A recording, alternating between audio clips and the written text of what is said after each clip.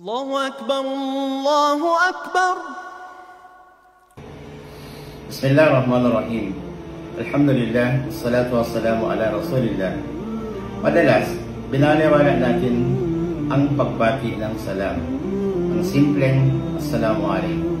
Ngunit sa Islam, ang salam ay hindi ang karaniwang pagbati. Ito ay isang panawagan ng kapayapaan, isang utos mula kay Allah, at isang haligi ng mabuting pagkikipag-ugnayan sa kapwa Muslim. Una, binigyan din ng Quran ang kahalagahan ng salam.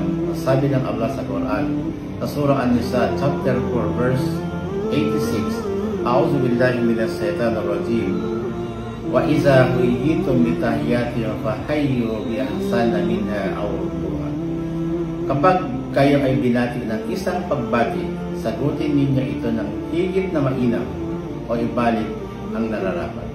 Ikalawa, ang Propeta Muhammad sallallahu alaihi wasallam ay nagbigay diin na ang salam ay daan tungo sa pagmamahalan at pananampalataya. Ayon sa kanyang hadis na kanyang sinabi sa kahulugan nito, nais ba ninyo ituro ko sa inyo ang isang bagay na kapag inyong ginawa ay magmamahalan kayo? Ipalaganap ninyo ang salam sa pagitan ninyo. Mula sa Quran at hadis, malinaw na ang salam ay hindi lamang salita. Ito ay isang panawagan ng kapayapaan, pagrespeto, pagpapalapit sa puso ng mga mananampalataya.